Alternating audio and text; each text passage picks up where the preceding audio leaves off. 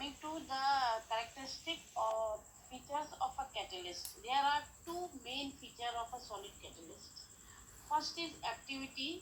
Activity of a catalyst tells us to what extent a particular catalyst can increase the rate of a reaction. How many folds, how many times it can increase the rate of reaction. Although it has been observed that there are some catalysts which increase the rate of reaction by million folds, and some are increasing the rate of reaction by twice or thrice. So it indicates the extent to which a catalyst can increase the rate of a reaction. Is the rate of a reaction. The activity of a catalyst depends on the strength of adsorption of the reactant. The strength of adsorption means how strongly it is attracting the reactant molecule. That bond between the catalyst and the reactant molecule should neither be very strong nor be very weak. If it is very strong, then it will be very difficult for product to be formed. The reactant will not move from its place site, and if it is very loose, it cannot be hold on the surface. So reaction would not occur very fast. So the bond between the reactant molecule, which we now call adsorbate, and the adsorbent, that is catalyst, should be only sufficiently strong to form the reaction, to form the product. Like we have seen the activity of group metals acting as a catalyst increases from group 5 to 11, and it is highest for the element of group 7 to 9, that is d block elements. They are good adsorbers because they have free valencies on their surface, due to which they can absorb the reactant on their surface. Now next characteristic of catalyst is selectivity.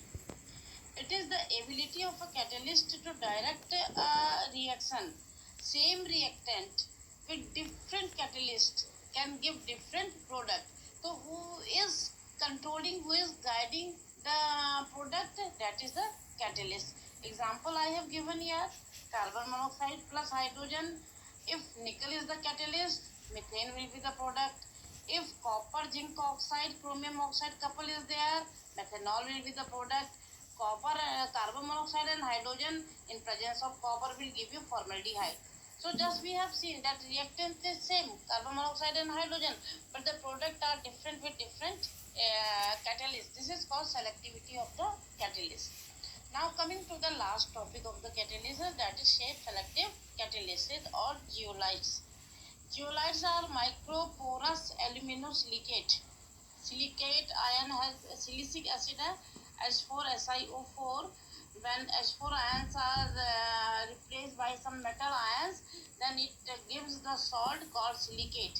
So SiO4 unit has a tetrahedral structure. So whenever many SiO4 units are joined together, they form a porous, microporous aluminosilicates, which have pores. And these microsilicates are called zeolites.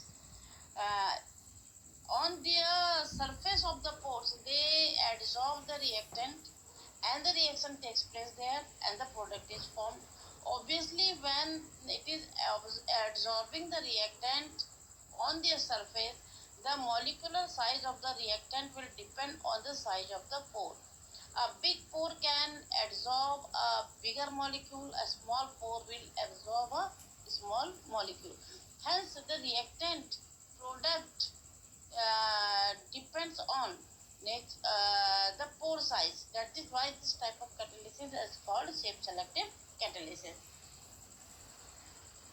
They absorb the reactant on the surface of the pores, and reaction takes place on the surface of the pores. Hence, the size, nature, and structure of the reactant and product depends on the pore size.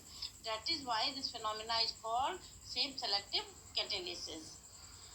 Example is ZSM5 converts alcohol into gasoline. ZSM, the full form of ZSM is zeolite C monoporosity 5.